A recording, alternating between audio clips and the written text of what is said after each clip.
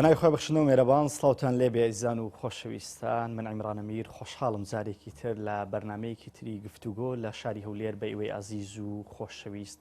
شاد بووینەوە. بەداخەوە لە هەرێمی کوردستان سەرەڕای هەموو قەیرانەکان ئەوەی کە ئێستا ڕوو لە زیادبوونە تاوانەکانە. تاوان هەر لە سەرەتای دروستبوونی مرۆڤەوە تاوان هەبووە، بەڵام بەو ڕادەی کە ئێستا لە هەرێمی کوردستان هەیە و تاوان لە حاڵەتەوە بووە بە دیاردا بێگومان جێگای گفتوگۆیە کە ئێمە گفتوگۆی لەسەر بکەین. بۆچی هیچ شارێکی هەرێمی کوردستان نییە لە ماوەی مانگێکدا حاڵەتی کوشتن تێیدا نەبێت و بەداخەوە بەشێکی زۆری و تاوانانی کە لە هەرێمی کوردستان ڕوودەدەن تاوانن کەسانێکی تاوانبار ئەنجامی دەدەن کە تاوانەکانیان دووبارەوە تا چەند جارێکە ئەو تاوانیان کردووە لە ڕووی یاساییەوە بەشێکیان دەستگیر نەکراون بەشێکیان سکاڵایان لەسرە سکاڵاکەر بە ئەنجامەکەی نەگەیشتووە کەسی سکاڵە لێکرا و چووە کەسەکەی کوشتووە. یعنی ئەو حاڵەتی کوشتن لە هەرێمی کوردستان ئەگەر چی لە ماوەی ڕابردوو کارمان لەسەر کرد حاڵەتی خۆکوشتن هەبوو، بەڵام ئێستا کوشتن هەیە لەلایەن باوک بۆ کچەوە و لەلایەن هاوڕێکانەوە. لە هەموو ڕوێکەوە حاڵەتی کوشتن لە هەرێمی کوردستان زیاد بووە، بۆیە دەمەوێت ئەم تەوەرەیە گفتوگۆ بکەم لە دوو لایەنەوە. لایەنی ڕەهەندی شەرعی بزانین شەرع چیمان پێدەڵێ لەسەر حاڵەتی دووبارە بوونەوەی تاوان و بێگومان یاساش وەکو دەڵێن یاسا سەروەرە و بزانین یاسا چۆن ڕێگای بۆ دووبارە نەبوونەوەی تاواندانەوە. بۆم بابەتە میوانداری دکتۆر محەممەد خالیدمان کردی. زۆر بەخێر بێ کاک دکتۆر و لێرەوە بەخێراتنی کاک دکتۆر دەکەین. دکتۆر عیماد پسپۆر لە یاسای تاوانەکان. دەست خۆش بێ، زۆر سپاس بۆ دکتۆران کە لەگەڵمانە. زۆر سپاس. دکتۆر با لەیەوە دەست پێ بکەین هەر لە ڕەهەندە شەرعیەکەوە تاوان چییە و لە شەرعدا چ شتێک تاوانە؟ بسم الله الرحمن الرحيم، الحمد لله والصلاة والسلام على رسول الله. اللهم افتح لنا أبواب رحمتك وألحقنا بالصالحين. دیارە ئەگەر بێت و تەمەشا شەریعەی ئیسلامی بکەین کە جوڕم یان جەریمە کە بە شێوەیەکی تعریفێک لۆ بکەین، ئەو تعریفە کە تعریفێکی عام بریتە لە هەر کارێک یان لە هەر قەولێک یان لە هەر کردەوێ کە خودای پەروەردگار ڕێی لێگربی یان پێغەمبەر صلی الله عليه وسلم ڕێی لێگربی. کەواتەوە تعریفێکی عامە، یعنی هەر کردەوەیەک ئەگەر بێت و لە شەرعدا مانعی کردبی کە ئەو کارە بکرێت، هەروە عقوبەیەکی لە بۆ دانبێ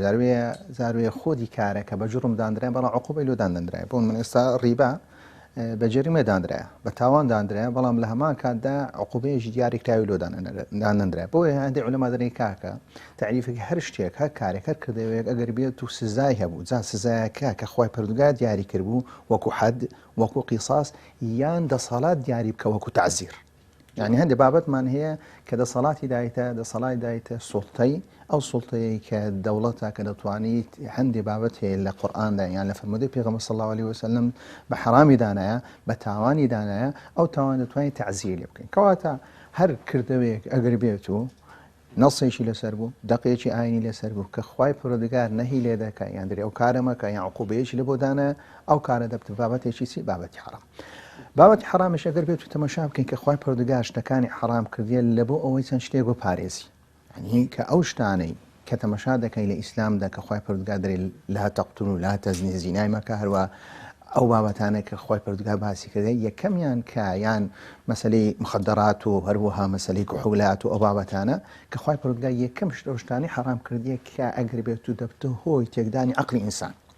عقلی ئینسانیش تەنها خوای پەروەردگار کە نمونەیەکی باس کردیە باسی مەسەلەی کوحول و مەسەلەی مخدراتی کردی کە دەبتە هۆی ئەوەی کە ئینسان عقلی تێکچوو. کە ئینسان عقلی تێکچوو کەواتە تەسەڕوفیش تێک دەچی. یعنی خوای پەروەردگار کاتێک ئەو بابەتی حرام کردیان ئەفکاری یعنی بە هەمان شێوە هەندێک جار هێن ئەفکاری هەڵا، ئەفکاری تەسەووری هەڵە بە هەمان شێوەیە کە ئیسلام هاتیە بۆ ئەوەی عەقیدەیەکی پاچی هەیە بۆ ئەوەی تەسەووری ئینسان پارێزی لە هەڵا. یعنی زۆر جار هەیە یعنی تاوان بە بەرگێکی جوان بە بەرگێکی بری قەدار دەی ڕازێنەوە کو ئێستا کە بابەتی پەلکە زێڕین ئەو بابەتانە کە لە ئیسلامدا بە فعلێکی کە شەنیع ناوی کە بری کردەوەی قەومی لوت کە ئێستا کردەوەی قەومی لوت لە قورئاندا بە تاوان دانرایە. باشە، بەڵام کۆمەلگا هاتیە هەندێک کۆمەلگا هاتیە بەرگێکی جوانکاریان لە بۆ دروست کردیە کە بێتە چی؟ کە بێتە یعنی ئەو زۆرە تەسەووڕەش پێویستە بەڕاستی ئەو تەسەووڕە دەبتە هۆی تێکدانی فکری ئینسان. کەواتە یەکەمی عەقڵ. دومیانەتی نەفس پارێزی کە خوای پەروەردگار نەفسی پاراستیە کە دەڵێ وەلەکم فی القیصاص حەیات یا ئولی الئەلباب. یعنی ئەگەر بێت و قیساس نەبوو، تۆڵە سنەوە نەبوو، ژیان نامینی. باشە دکتۆر لە ڕووی شەرعەوە تاوانی بچووک و تاوانی گەورە جیاکراوەتەوە جیاوازی مەستاکە زیاتر تەرکیز لەسەرسی دەکەین تەرکیز لەسەر ئەو تاوان دەکەین بەڕاستی کۆمەلگا تێک دەدەن بەڵام تاوان ئەگەر بێت و لەمە باسییان کە تاوانی گەورەمان هەیە تاوانی بچووکمان هەیە بەڵام ئەگەر بێت و تاوان بە شێوێژی کشتی گوتم تعریفەکەی تعریفێکی عامە نەو عامەش دەتوانانی بێت تاوانی بچووک و گەورەی لێ دەربینی بەڵام ئەوکەی هات بوو گوتمە پاراستنی عقڵ پاراستنی نەفس پاراستنی مال پاراستنی عرض ئەو بابەتانە کە دەبینی ئیسلام هاتی ئەو بابەتانە چێ دەپارێزی هەر یەک ئەو شتانە ئەگەر بێت و ئێمە کەمتر خەمیمان تێکرد کەمتەمی خەکەواتە فراغێک دروست دەبی ئەو فراغە دەبتە هۆی ئەوە کە ئینسانەکە چ لێ بکە ئینسانەکە تاوان بکە بۆیە ئەگەر بێت و لە ڕوانگەی تەسەووڕ وازمان لە ئینسانەکان هێنا بەکەیف خۆ فکر بکەنەوە هەر بیر و باوەڕێک بێ بیر و باوەڕەکەی لەناو خەڵک بڵاو بکەین ئەو بیرە باوەڕە دەبتە هۆی ئەوە کەسەکە تەسەووڕێکی هەبوو کە تەسەووڕێکی هەو هەڵەی هەبوو کەواتە هەڵسوکەوتێکی چ دەکەم هەڵسوکەوتێکی هەڵە دەکات ئەگەر وامان لێک کەس نفسی کەس نەپارێزی زۆر ئاساییە کەسێک دێ کەسێک دەکوژێ هەروەها گەر بێت و عەرضی ئینسانەکان نەپارێزین بە هەمان شێوە مەسەلەی چێ مەسەلەی تانەلێدان و مەسەلەی هەروە مەسەلەی زینە و ئەو بابەتانە چێ یان ئەگەر بێت و ماڵمان نەپارێز گوتمان کاکە هەر کەسە سەربەستە کو ئیش دەکە و بە شێوێک ئیش دەکە دەبتە هۆی ئەوەی چیە خەڵکەکە چیە خەڵکەکە هیچ نورێکیان نابی کەواتە دەبتە هۆی چی دەبتە هۆی تاوان دەست خۆش بێت دکتۆر دکتۆر محەممەد هەر ڕاستەخۆ هاتە سەر بابەتەکەی جەنابەت کە لە شەرعدا کۆمەڵک بابەت هەیە بە تاوان حساب دەکرێت کە یاسا دیاری دەکا کامی تاوانە با بزانین یاسا چی بە تاوان دەزانێت جەنابی دکتۆر پێشەکی زۆر سپاس بۆ ئەم دەرفەتە بۆ ئەوی باسی هەندێک کەی سوشتیوا بکەین کەەوە بەداخەوە لەو ماوەیە زۆر جار جێمە لە تاوانێکی زۆر قێزەوەن دەبی کە هەموو بە بەهایەکی دوورە لە هەموو بەهایەکی مرۆڤایەتی تاوان ئێمە دەتوانین برێن یاسایەکی تایبەتمان هەیە پێدەنی یاسای سزادانی عێراقی ژمارە 111 ساڵی 1969 لە مادەیەکەوە تاکو 505 مادە ئەو کردوانان باس کردو ئاماژە پێدایە کە دەچێتە قالیبی تاوان بەڵام لەگەڵ ئەم یاسای ترشمانەیە کە تەواوکەری یاسای سزادانە وەکو یاسای مادەی هۆشبەرەکان یاسای توندوتیژی خێزانی یاسای قەدەغەکردنی خراپبەکارهێنانی ئامێرە پەیوەندیەکان یاسای هاتوچۆ و یاسای ترشمان هەیە بەڵام یاسا ئەساسیەکە کە بریتە لە یاسای سزادان کە ئێمە یەکەم مادەی یەک لەم یاسایە دەرێ نە تاوان هەیە و نە سزا ئیندا لە ڕێگای دەقەتی یاسایی واتە هەر کردەوەیەک ئێمە ناتوانین برین ئەمە بە تاوان دادەندرێ و ناتوانین سزای بۆدانێ ئەگەر هاتو لە یاسایەکەدا ئاماژەی پێ نەدرابی ئەمە خاڵێکی ترمان هەیە حاڵەتی کوشتن بۆ نمونە کە ئەو شخصەکەەوە کچەکەی خۆی کوشت باڵ ئەو ڕووداوی کە ڕوویدا ئێمە ئەگەر بێت و هەسەنگاندنێکی بۆ بکەین پێش ئەوەی هەر قسەی بکەین دەبێت یەکەم شێت بەوردی لە ئەوراقی ئەم تاوانە بکۆڵینەوە ئایا ئەم کارە سەرتا بۆچی ڕوویدا و هۆکارەکەی چی بوو وای کرد کەەوە باوکێک منداڵێکی خۆی بکوژێت ئێمە لە یاسای سزادان سێ مادەمان هەیە تایبەتە بە تاوانی کوشتن کە مادەی 405 و 406 تاوانی کوشتنی بە ئەنقەستە و مادە 411 تایبەتە بە کوشتنی بە هەڵە غێر ئەنقەست بەنسبەت مادە 405 ئێمە بە شێوەیە عام هاتەوە باسی کرد دەری هەر کەسێک بە ئەنقەست کەسێک بکوژێت سزا دەدرێت بە سزنی موعەبەد یان سزنی موعەقەت بەڵام لە مادە 406 سزایەکە قورستر دەبێت و دەگات ئێعدام ئەگەر هاتوو یەک لەو بارودۆخانی تێدا بکەوا دەبێتە هۆکاری توندکردنی سزایەکە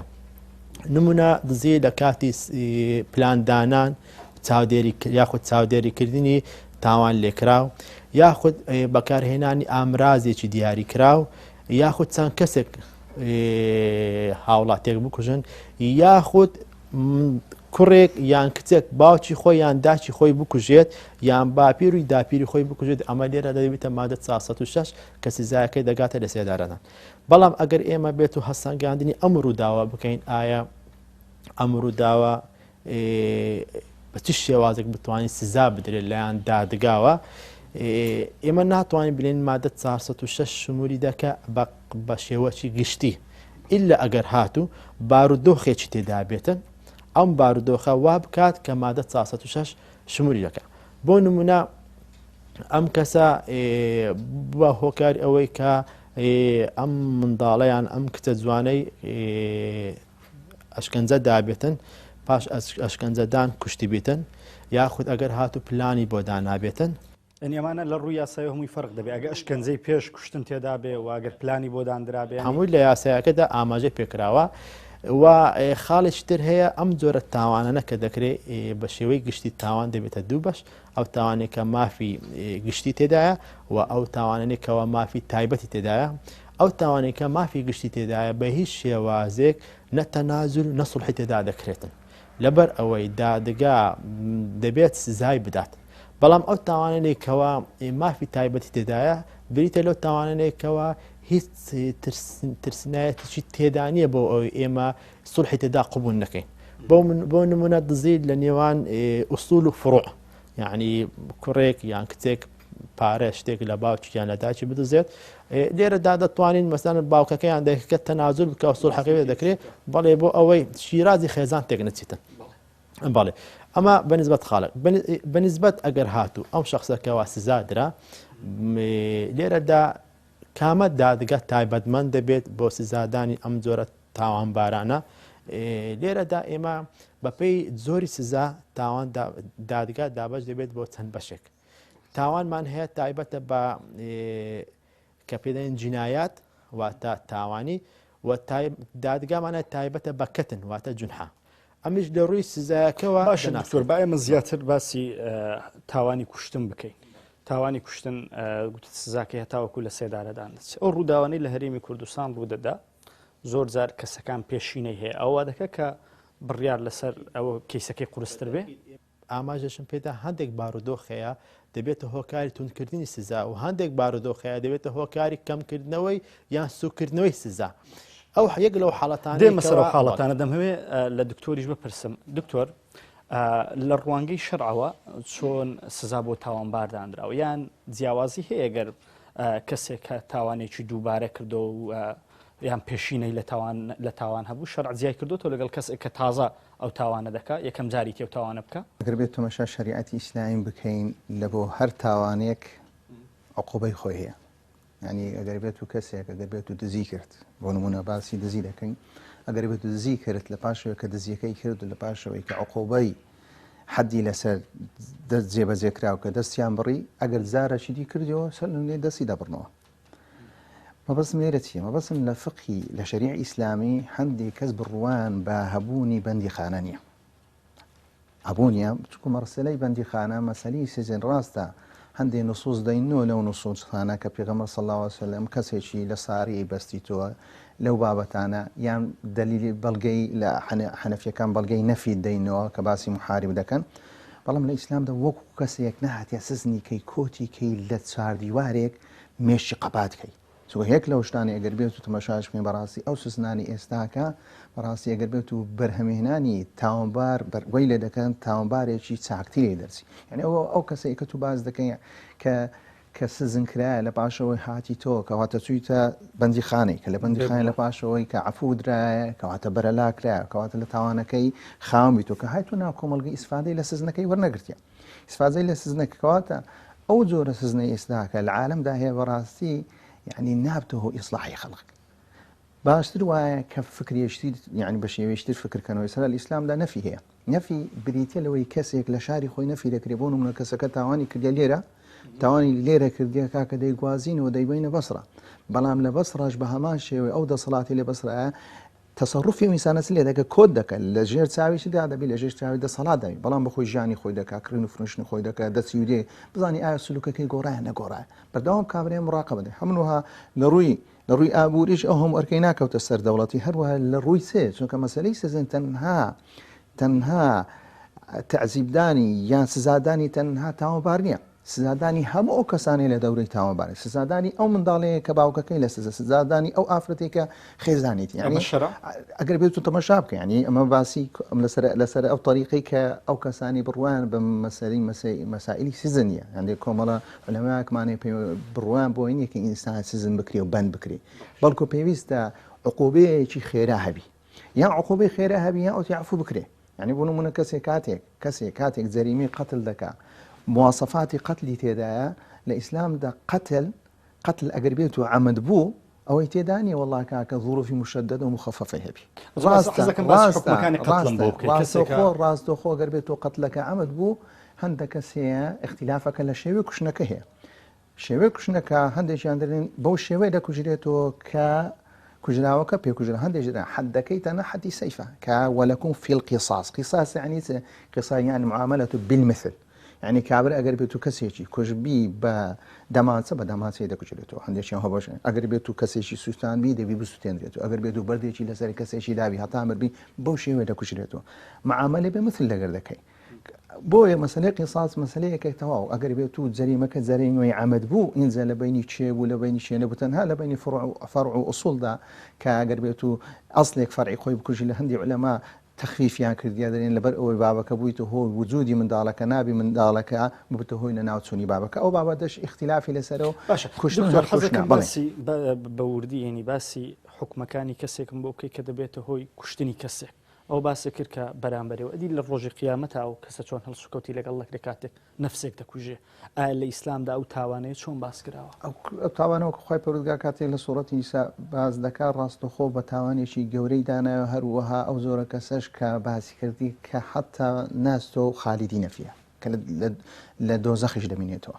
لە دۆزەخیش دەمێنێت بۆ ئەگەر بێت و کەسەکە وای زانێبی ئەو کەسە حەلالە بیکوژم قتلەکەی حەلالە بە حەلالی زانیبی دەزانی کە لە بۆی نییە لەو کاتێگەر بێت و شتێکی حرام بە حەلال بزانی کەواتە تووشی سبووی هەم کوشتنەکەشت کردی هەم بە حەلالێکیشت حەلالە بابری حرامێکی بە حەلال زانیە لەو زۆرە ئەو کەسە مامەڵەی کوفری لە دەکەی بەڵام ئەگەر بێت و کەسەکە قتلی عەمدیشی کردبوو دەشزانی کە عەمدە ئەو زۆرە کەسە کە عقوبەی خۆی وەردەگرێت لە قیامەت بەڵام ڕێخایدە مخەلەدەن فی النار نابی چونکە بڕوای بۆیە هەبوو بە ئەو کاری کردی هەر کارەکەی کردیە بانقەز گرتی دی بەڵام قەزدەکەی مەسەلەکەی سێ مەسەلەکەی پێ بە زۆر گەورەیە بەڵکو خۆی پەرو کاتێک پێغەمبەر صلی الله عليه وسلم دەفەرموێ لە زەوال الدنيا أهون عند الله من قتل امرئ مسلم لە کوشتنی کەسێکی ئیماندار لە کوشتنی نەفسێک چونکە مەسەلەی نەفس کوشتن کاتێک کەسێک دێ یعنی ولا تقتلوا أنفسكم خۆی پەروەردگار ولا تقتلوا أنفسكم باسی دەکە خۆ تو نەفسی خۆت ناکوژی بەڵام کاتێک هاوشێوەی خۆت دەکوژی کە هەمان نەفسی هەیە چونکە نەفسی ئینسان هەموو دەگەڕێتەوە سەر چێ دەکەوێتە سەر ئادەم کەواتە نەفسەکان هەموو لێ کەسی هاتینە یەک سەرچاوەیە کاتێک تۆ دێ هاوجنسی خۆت دەکوژی کە ئەنەمە چێت کوشتیە کە ئەنەما چیە خۆت کوشتیە ئەو خۆ کوشتنە بەڕاستی کە خۆی پەروەردگار ولا تقتلوا کە نەفیەکە نەفیەکی تەکیدە ئەگەر بێتەوە بابەتەی خۆی پەروەردگار ولا تقتلوا أولادكم من إملاق خۆی پەروەردگار باسی یعنی سەردەمێژی جاهلی هەبوو بۆ خەڵکەکە وإذا الموءودة سئلت بأي ذنب قتلت يعني ئەو بابەتی ئێستاکە کە ڕوویدا لە هەولێردا بەڕاستی کە بە پێوەری ئەوەی کە کەسێکی 14 ساڵ کەسێکی 14 ساڵ کە کەسێک کە ژیانی پڕ بۆ لە تاوان دەبەڕاستی سەیرە ینی چۆن توانیتی ینی ئەو دەسەڵاتە چۆن توانیتی کەسێک کە 7 جار کە توهمەی هەبی و کە ئەمری دەست بەسەرکردنی هەبی زۆر بە ئاسانی بتوانی بجولێتەوە لە پاشەوە زۆر بە ئاسانی بتوانی دەستی بستە سەر پلکەکەی خۆی دەستی بستە سەر برایەکەی خۆی دەستی سەر بستە خەزورەکەی خۆی لە پاشەوەی ئاخیر شت ئەو زۆرە کەسە بەڕاستی دەبی زوو چارەسەر بکەی خەڵکیش بەڕاستی وعینی ینی بۆ بترسیم ئەگەر بێت و شکایەت بکەم یعنی ئێستا و ئایل ئەگەر بێت و زۆر شکایەتیان کردبا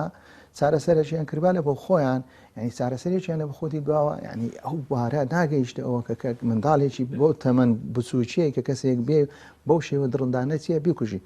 ئەو کابراایش بە خۆی تەمەشا دەکەیت کە تەناو داوی چداوی مخەدەرات باشە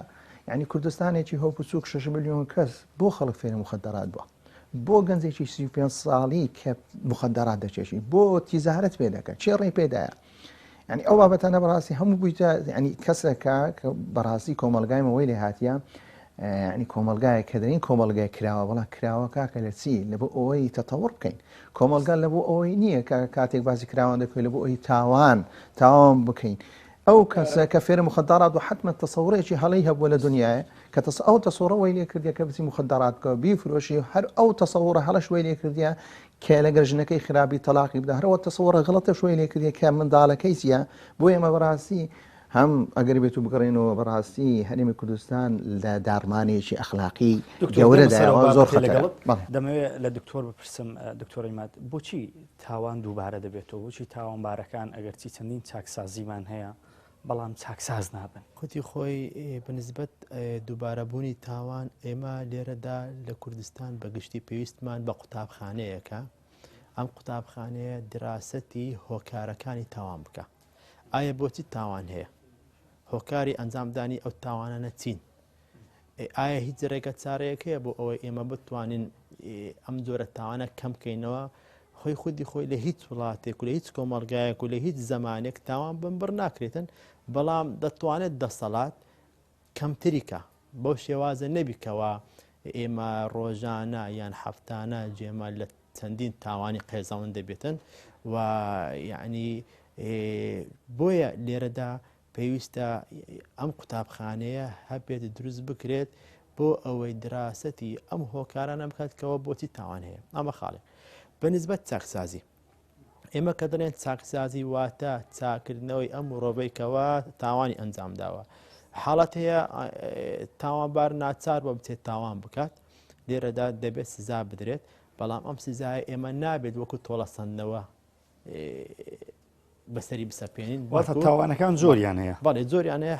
بەپێی زۆری تاوانەکە من دەبێت وەکو بۆ نمونە وەکو دەسەڵات وەکو دەوڵات ئەم یان وەکو دادگا سزای ئەم تاوانبارە بدرێت، بەڵام بە شێوازێک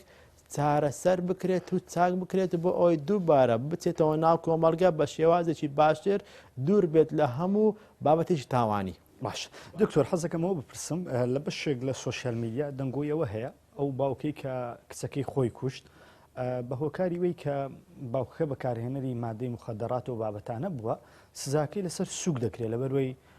هۆشی لە خۆنەبوو. ئایا ئەم وتەیە ڕاستە لە ڕووی یاساییەوە؟ بەنسبەت یاسای مادەی هۆشبەرەکانی ئێمە ساڵی 2020 لە پەرلەمانی کوردستان یاسایەکی نوێ دەرکرا، بەڵام ئەم یاسایەکەوە دەرکراوە یاسایەکی مەتاتیە، یاسایەکە سزایەکەی زۆر قورس نییە بە پێچەوانەی یاسا کۆنەکە یاسایەکی کۆن هەبوو. ئەم یاسا کۆنە زۆر باش بوو، یعنی بە پێی تەقریری ئومەم متحیدە کەەوە خاوێنن و خاوێنترین وڵات لەسەر ئاستی هەموو جیهان لە ساڵی 90ەکان دەوڵەتی عێراق بوو بە هۆکاری ئەوەی کە ئەم جۆرە یاسایەکی زۆر تند بوو ئەگەر تا تیجارەت یان بەکاربێنی ئەم مادەی هۆشبەرە سزایەکی قورسی بەسەر جێبەجێ دەکرا. بەڵام ئەم یاسای نوێیەکە هاتووە دەسەڵاتی دایتە دادگا بەنسبەت ئەو کەسێکەوە مادەی هۆشبەر بەکاردێنێت وەکو ناو قەوزدەی متعاتی یان سزا بدرێتن یاخود بگوازرێتەوە بۆ نەخۆشخانەیەکی نەفسی چارەسەر بکرێ. بەڵام ئێمە لێرەدا باز دەوە دەکەین کەسێک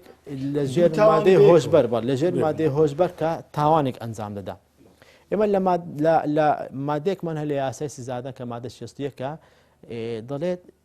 ئەم کەسێکەوە لە ژێر مادەی هۆشبەر بێت یان مادەی کحولی بێت تاوان ئەنجام دەدا، چوار جۆرن، دوو جۆریان سزا نادرێن، جۆری سێیەم و چوارەمیان سزا دەدرێن. بەنسبەت زۆری یەکەم و دووەم کەسێک بە زۆری کە مادەی کحولی یان مادەی هۆشبەری پێ بدرێ کە دەبێت بیخوات و بەکاری بێنێت لە ئەنجامیدا هۆشی لە دەستدا و تاوانێکی کرد. لێرەدا ئێمە ئەوە بە پێی یاسە ناتوانین سزای بدەین چکە بە لا ئیرادی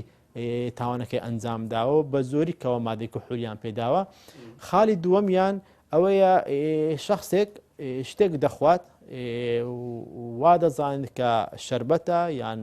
هەر شتێک بێت بەڵام نەیزانی کە مادەی هۆشبەر بڵێ. بەنسبەت ئەو تاوانە من ناتوانم هیچ قسەشی لەسەر بکەم تاکو ئەوراقەکان یان کەیسەکەی بە تەواوی بخوێنمەوە. بۆیە من لێرەدا بە تەفاسی دەمێت شی بکەمەوە چونکە ئەگەر هاتوو ئەم شخصە مادەی هۆشبەر بەکاری هێنابێت و چوبتە ژێر کاریگەری مادەی هۆشبەر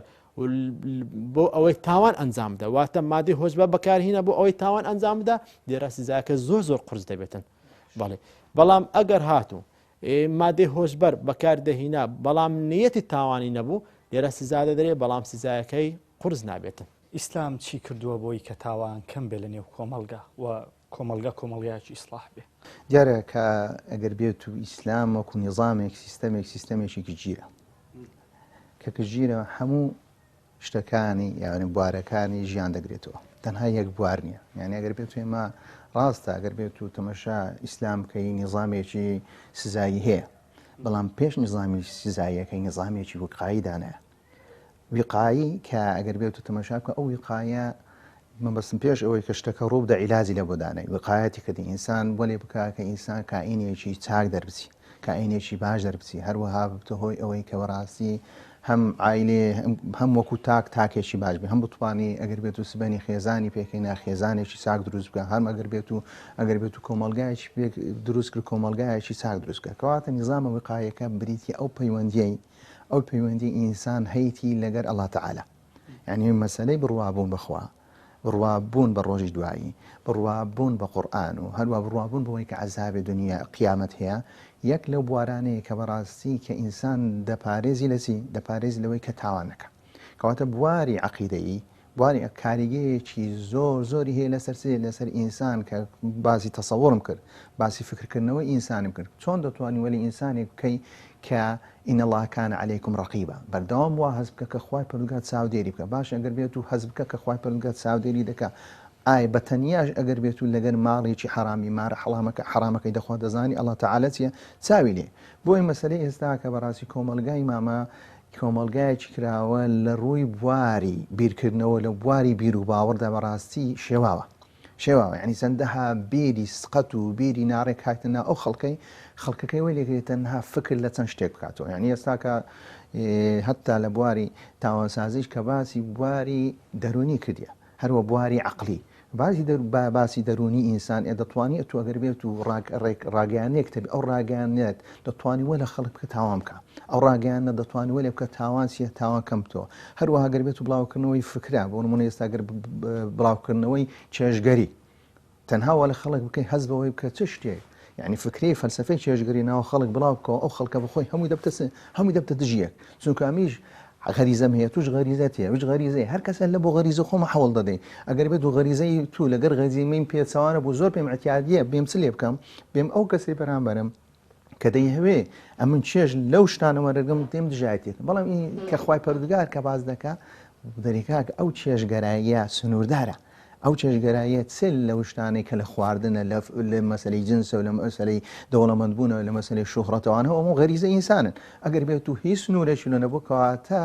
چ شتێک دەکا کە سنوورێک لە بۆ ئەو چێژگەریی دابنێ بریتە لە بیر و باوەڕ ئەگەر بیر و باوەڕی ئینسانەکان کەس بوون ئەوە بەڕاستی هێدی یعنی ئێستاکەش ئەگەر بێت و ئەو سیستەمەی لە هەرێمی کوردستانە ئەو سیستەمەی بی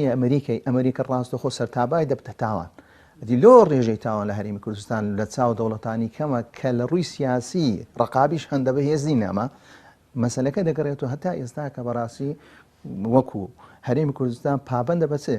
پابەندە بە بیر و باوەڕی ئیسلامی ئەگەر بیر و باوەڕەکەش کەم و کوڕیتە بەڵام بوویتە هۆی ئەوەی ئینسانەکان سێ بگەڕن هەروە باری دووەم کە دەبێتە هۆی وقایەکە کە خودی پەرستن کە خودی پەرستن دەبتە هۆی ئەو ئینسان ئەگەر بێت و نوێژەکانی بە شێوەیەکی ڕێک و پێک بێ هەروان تەماشا بکە ئێستا ئەگەر بێت و داتای بینی تا ئێستا نازانم دکتۆر هیچ داتایەکی یعنی ئەو کەسانەی کە لە چاکسازیەکانن لە پێش ئەوەی بێنە سزنکراوی چەند ئەوانە پابەند بوونە بە مەسەلەی عیبادەت بۆ ئەو کەسانی کە پابەندن پەپەرستن ناریم ئەوان تاوان ناکەن خۆوانیش مەلایکەت نینە تاوانیان هەیە بەڵام دەگاتە هۆی تاوان یعنی ببتە دیاردە لەناو ئەو کەسانی کە دیندارن ناگاتە مەسەلەی دینداری ئەو بابەتانە دووربوون لە تاوان بەڵی دووربوون لە خوای پەروەردگار هەواڵ مەسەلەی پەرستنەکە ئەو ویقاینە چونکە ئینسان کە پێک هاتێ لە چەند شتێک ئێستا قانون تەنها یەک بواری سەیری شتەکان دەکە ئەویش بواری معالەزەیە کاتێک کارەکە ڕوودا بەڵام دین ئیسلام دینێکی اجتماعیشە پێش ئەوەی عقوبی بێ کە شتەکەتی ڕێک دێخی بینی وتانە هیچ کاتێک لە ڕیزی ئەهلی مزگەوت کەسێک هەبێ خێزانەکەی خۆی کوشتە بێ منداڵەکەی خۆی کوشتە بێ هیچ کات لە مزگەوت ئەو بابەتتان گوێ لێ بووە کەسێک دابڕابێ و سزن کرابێ بەوەی تاوانێکی ئەوە گەورە ئەمە بەخۆم هیچم نەبیستیە بەس ئەگەر بێت و لە ڕووی منطقی فکر بکەوە دەکرێت ئینسانێکی دیندار بێ ئەو بابەتی ئەو کارەی لە دەسوڕ بە بەڵام زۆر بەدەگمەنی یعنی ئێستا کە بچینە بواری بچینە ناو سزنەکان ئەو کەسانی کە سزن کرانە چەند کەسیان پابەندە بەدین بەڵام دەشتێک ئەگەر بێت و کەسێک یعنی مزگەوت وای لێ دەکە دەی بگەڕێتەوە چونکە ئینە الصەلاة تەنها عەنی الفەحشاء والمونکەر بەڵام من ئێستا کە هیچم لە ناو مێشیدانی کەسێک بەو شێوەی کە مواصفاتی تو هاتوویە مەزگەفت بکاو هەروەها پابەند بێ بە نوێژ و پابەند بێ بە ڕۆژی دەستی بستە سەرچی دەستە سەر بچ منداڵەکەی خۆی بکوژی یان ژنەکەی خۆ بکوژی ئەگەر بێت و هەژبی تەنها لەوانەیە دیارنە و گەیشتە دیادە بەڵام ئێستا ڕۆژانە حاڵەتێکی زۆر نادری بەڵام ئێستا کە ڕۆژانە دەبینی کاکە خەڵک یەکتری دەکوژی لێش دەکۆڵیەوە وەچی زەنابەت باسیکە یەش دەکۆڵی ئەو کەسە پێشەشی چی هەبووە تاوە یە کەسێک گەر مخدراتی بخوات تەکید بە لە ڕووی ئیلتیزاماتی ئیلتیزاماتی ئاینی ئیلتیزاماتی ئاینی نییە یعنی ئێستا کە ئەو تاوانە زیاتر لە چەند ڕوودەدەن لەو شوێنانە ڕوودن کە ئیسلام نەهێلێ کردی هەبن یعنی ئێستا کە ئەو نادیانەی بە شەوان هەیە ڕۆژانە شەو نییە شەڕی لێ نەکری بەس کەس نییە باس بکە دکتۆریە یعنی باشەخەوە ڕووداوێکی کوشتن هەولێکێک لە کافتریاکان ئەو شوێنانە هەر شوێنێک ئێستا لە ئیسلامدا هەر شوێنێک ئەگەر بێت و ئاژاوەی ناوە یەک لە مەسادری شەرعی ئیسلامی لاوەچیمان بێت سەد الذەرائع سەد الذەرائع ئەگەر بێت و شوێنێکمان دێت یعنی پێغەمبەر صلی الله علیه وسلم لە وەخت خۆ مزگەوتێکیان دروست کرد کە کاتێک لە شەڕی تەبوک هاتەوە مزگەوتێکیان دروست کرد بوو منافقەکان مزگەوتێکیان لە بەس دروست کرد بوو تەنها لە بۆی تەفریقی لە بینی مسلمانان دروست کرد پێغەمبەر صلی الله علیه وسلم لەبەرەوە مزگەوتە لە بۆ کارێکی خراپە دروست کرا پێغەمبەر صلی الله علیه وسلم تەختی کرد مزگەوتە ئەگەر بێت مەسەلەی ئەو بابەتانی ئێستا کە هەیە دەبێت چی لێ بکەی بەڕاستی دکتۆر با لە دکتۆر عیماد بپرسم دکتۆر بۆچی سزای لە سێدارەدان ئێستا لە هەرێمی کوردستان ڕاگیراوە ئایا ڕاگررتنی ئەو سزایە کاریگەری لەسەر دووبارە بوونەوە زیادبوونی تاوان نەبووە بەنسبەت سزای لە سێدارەدان ئێمە ناتوان بڵێن ڕاگیراوە بەڵام باتوانین بڵێن جێبەجێ ناکرێتن بەڵێ ئێمە لە تقریبان لە چاکسازی لە هەرێمی کوردستان 425 حاڵەتی ئەعداممان هەیە ئەو 425 حاڵەتە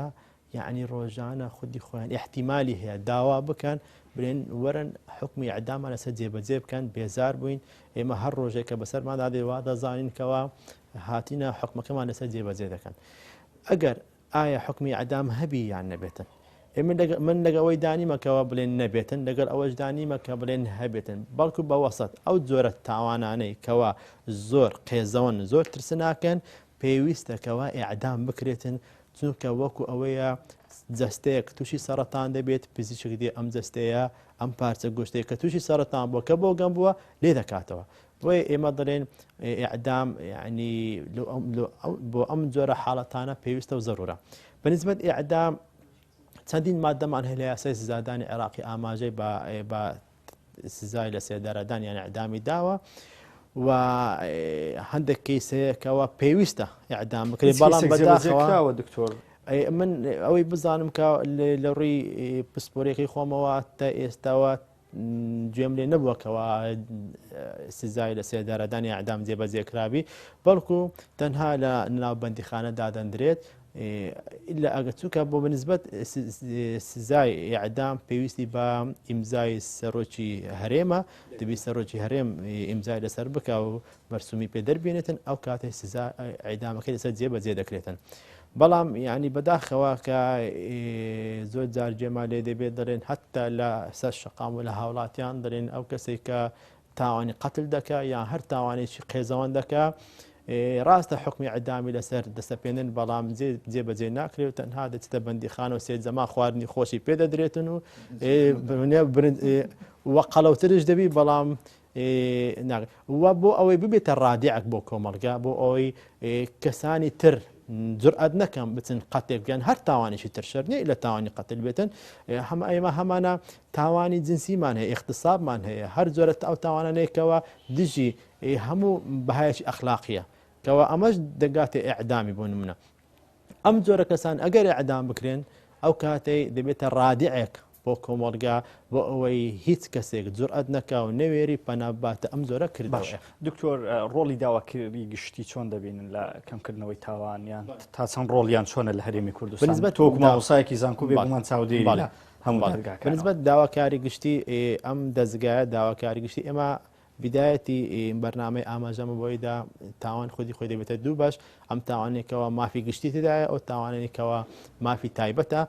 هەر تاوانێک کە مافی گشتی تێدا بێتن داواکاری گشتی بۆی هەیە مباشرة ڕاستەوخۆ تحریکی داوای جەزایی بکە سەبارەت ئەو تاوانەوە بۆی هەیە داوا بکاتن کەەوە سزایەکی قورس بەسەر تاوانباردا فەرز بکرێت لەیان دادگاوە بۆیە داواکاری گشتی دەتوانین بڵێن ڕۆڵێکی زۆر گرنگی هەیە بنسبەت تاوان بە شێوەی گشتی بۆ هەیە داوا بکاتن چونکە ئەو تاوانانەیە کە دەکرێت هەمووی دژی کۆمەڵگایە داواکاری گشتیش بریتە لە نوێنەری ئەو کۆمەڵگایە بۆیە دەبێت بە زووترین کات بێتە سەرخەت و داوا ئەوە بکەکەوە تونترین سزا لەسەر تاوانباران جێبەجێ بکرێت چونکە هەر دادگایە کە دانیشتنی بۆ دەکرێت کە دادەنیشرێت کەسێکی داواکاری گشتی لەگەڵدایە بۆ ئەوەی داوای ئەوە بکەکەوە ئەم جۆرە تاوانبارە کە تاوان لژی کۆمەڵگا کردووە و کەسێکی زەرمەند بۆ کەسێکی کوشتووە پێویست دەکەوە تونترین سزا لەسەر جێبەجێ بکرێت ئەگەر قەتل بێت و ئەگەر هەر تاوانشتر بێت بەپێی ئەو سزایەکەوە لە یاسای سزادانی عێراقی بۆی دانراوە. دەست و خۆش بێ دکتۆر محەممەد جەنابەت مامۆسای زانکۆی بێگومان دژبین مەکتیڤی لە سوۆسیال میدیا و لە زۆرێک لە شوێنەکانی تکەش سمینار و دەورات تێدەم هەیە باسیەوە بکەم ڕۆڵی ڕێکخراوەکانی ژنان و منداڵان چۆن دەبینی لە پاراستنی مافی منداڵان بۆی کە بۆ ڕووداوێکە لە هەرێمی کوردستان این دوو ڕوودا لە شاری سلێمانی و لە هەولێر ڕوویدا کە قەتلی منداڵی پێوەیە بەداخۆ ینی ئازین سیبری بەڕاستی ینی ئەو ڕێکخراوانەی کە داکۆچی کە باسی ماف دەکەن دەبی بە یەک چاو تەمەشا کەسەکان بکەن ئەنی کاتێک دەبینی کەسێکی دڵسۆز دێ دەرێکا کە ئەو کارە مەکرێ دێن دڵسۆزەکەی بە تاوانبار دادەنێ ئەنی ئەوکەی لە سلێمانی ڕوویدا بەرامبەر ئەو کسە کە هۆکارێکی بە هەماشی ئەو کەسانی و کاریان کرد لەو کسیاندا کارێکی باشیان نەکردی هەرو کسەکەش کارێکی باشی نەکردی چیتەوە شوێنەکەواتە خراپە بە خراپی ئەو کسەش تقریبان ئەگەر بێت لە زانبی قانونی نەک لە زانبی شەرعی تەماشا بکەن کەسێکی ڕاشد نییە بەڵام ئەگەر بێت لە ڕوانگەی شەرع تەماشا بکەن کە 17 ساڵ ئەگەر بێت و کەسەکە کەسێکی حسابی لەگەر دەکرێت لە ڕوانگەی شەرعدا ینی بەو جلکانە چیتە شوێنەی کە لە زیاتی ئەوەی کە ئەم ڕێکخراوانە بێن ئامۆژگاری ئەو کسەی بکەن برین کە بەو جلکانە پێویست ناکە پسی ئەو شوێنی بەڵکو هانی زیاتر دەدەن هەتا سەرڕۆبی ینی دەبین ئەو ڕێکخراوانە هاتنە سەردەنگ ئافرەت بوو ئەو نەش کوژرا تەنها چەند شەقێکی لێدرا بەڵام کاتێک دێن لە هەولێر بابێکی سەرخۆشی مخدراتی دێ منداڵێکی 14 ساڵ دەکوژێ ڕێکخراوەکانی ئافرەتانی ئەوانەی بەناوی مافی منداڵ کە دەبا بەڕاستی ئەو منداڵیان لەژێر دەستی ئەو عائلەی وەرگرباوە یعنی بەڕاستی دیارە زەعیفن دیارە تەنها مەسەلەی ماف لە هەرێمی کوردستان مەسەلەیەکی بازرگانیە مەسەلەیەکی بازرگانی و مەسەلەی فاند وەرگرتنە هیچی تر نییە ئەگەر بێت و لە حقیقەتدا ئەو ڕێکخراوانە کاری خۆیان بکەن یعنی بۆ کار دەگاتە ئەوەی منداڵێکی 14 ساڵ کە کچیش بەو تەمەنە گچکەیەی کە بەڕاستی بەو شێوە دڕندانێش کە بکوژرێ نینۆشی دەربهێنرێ ڕێکخراوەکان چەند ڕێکخراو هەتا ئێستا کە بەرنامەی لەسەر کرد بەڵام چەندەها ڕۆشنبیر کە لە سلێمانی کاتێک ئەو بابەتی ئەو کەسە دێتە گۆڕێ یان بابەتی مافی ئافرەت دێتە گۆڕ چەندەها ڕۆشنبیری گەورە و نووسری گەورە چیرۆک ئەوەکانی ڕۆمانیان نووسێت دێنە سەر سێرشەکە قسەی دەکەن بەڵام کاتێکی کتێکی 14 ساڵ لەلایەن سەرخۆشێک لەلایەن بێهۆشێک بەو شێوە بە دڕندان نوقیان لێوەنای بۆ مەبەستن چییە؟ ئەم ڕێکخراوانەی کە بەناو ڕێکخراوی ئافرەت و ڕێکخراوی منداڵان ئەو بابەتانە بەڕاستی ڕێکخراوەکانی مەدەنی یعنی زیاتر ڕێکخراوی بازرگانین ڕێکخراوێکن بەواسطەی ئەو ناوە گەوریان لە خۆیان لەوانەیە فاندێکی ئەمریکی وەرمون زۆر بەیان کە خۆیان پێدەوڵەمەند کردیە بۆیان لە حقیقەتدا بە هەمان شێوە بە هاوسەنجەیەک نییە لە بینی ئەوەکان لە بینی دیفاعکردنەکە ئەویش هەر ئافرەت بە ئەویش ئافرەت بە ئەو نەکوژرا ئەوە کوژرا ئەدی بۆ ئێستا دەنگتان لێوەنایە بەڵکو پێویستە ئەوان زیاتر پێچەوانە بان پێچوان کاتێکە ئەویشێ دەکری هێستا کە چەند بەڕاستی ڕێپەیوانیان کردوە کە داوایان کرد بە ئەو باوکە بکوژرێ بەڵامە ڕێپەوانیشیان کردبا بە ئەو کوڕانەی کە لە کچیاندا بە ئەوانش بە هەمە بەس زای خۆی بوو بەڵام ڕێپەوانیشیان کردبە ئەو کچە زارشکە بەو شێوەی نەسە دەری یعنی بەڕاستی ڕێکخراوەکان یعنی ڕێکخراوی کۆمەڵگەی مەدەنی ڕێکخراوێکی زیاتر نەمەڵێکی ئەوروپی پێوێ نەمەڵێکی ڕۆژئاوای پێ نەمەڵێکی لۆکاڵی خەمخۆری دۆزی شوناسی خۆمانە دێ شوناسی خەڵشتی بڵاو دەکاتەوە یعنی ئێستا هەندە بابەت هەیە لە کوردستان بڵاو دەکرێت ئەو بابەتانە ئەسڵانمە پێویستمان پێ نیە یا بابەتی جەندەر پێویستیان بابەتی مافی منداڵ پێویستە ئێستاکە باشەوە منداڵ دەکوژرێ وەرە کەسێکمان دیتە لەسەر مەسلەی ڕێگەزخوازی یان ڕێگەزبازی یان ئەگەر بێت و نێربازی کەسێک هاتبی کوژبی شتێک بۆ ڕوویدایە ڕوویدا ئەو منداڵە ڕوویدا ینی ئەو بابەتانە بەڕاستی ئێمە دەبی پلەبەندیمان هەبی لە چارەسەرکردن یان باسکردنی چێژەکە نەک فاند نەک چێ پارەمام داتێ چێبی هەوەیە شوناسی خۆی لێرە براو کاتەوە چێبی هەیە تەقافەی خۆی لێرە بڵاو کاتەوە پارەیەکمان بداتی وڵا دەست پێ بکەین ئی باشە سبێنەوە منداڵە و فکرەی وەرگرت چی لێ دێ یان ئێستا ئەو مخدراتە بڵاو دەبتۆ بە هەمان شێوە مەسلەیەکی هەر مەسلەیەکی بازرگانیە هەروە بڵاوکردنەوەی تەسەووری غەلیش بە هەمان شێوە هەمان شتە بۆی ڕێکخراوەکانی بەڕاستی ڕێکخراوەکان بەناو ئافرەت و بەناو مافی منداڵ ڕێکخراوی فاشلن بمعنى کەلیمە ڕێکخراوی فاشلن لەبەرەوەی نەیانتوانێت کارەکانی خۆیان بکەن بۆی بەڕاستی ڕێکخراوی ڕێکابرای ئەو فەرماگەی ناحکومیەکەمان هەیە کاگەر بێت و ئەو ڕێکخراوانە کار ناکەن نییە ڕاستەخۆ دەسەڵاتی هەیە ڕاستەخۆ ئیزازەکان لێ بستین تۆ بەواستەی لەسەر مافی خەڵک بەڕاستی نەبنە بازرگان و نەبنە هۆی پارەپولی کۆبکەنەوە باش لە کۆتایی بەرنامەکە نزیک دەبینەوە کۆتا پەیامی دکتۆر عیماد بزانم بۆ کەمبوونەوەی تاوان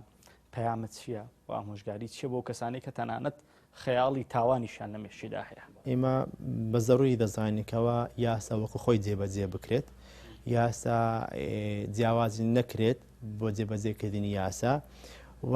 چەندین ماف درایتە منداڵ بۆ ئەوەی پارێزگاری لێ بکرێت هەر لە خودی یاساوە چەندین یاسامان هەیە ئاماژەی بە مافی منداڵی داوە لە یاسای نێو دەوڵەتی تاکو یاسایەکانی خۆماندا بۆیە ئەگەر بێت و ئەم یاسایانەی کە هەیە بە جوانترین شێواز جێبەجێ بکرێت ئەکیدم کەوا هیچ تاوانێک ئەنجام نادرێ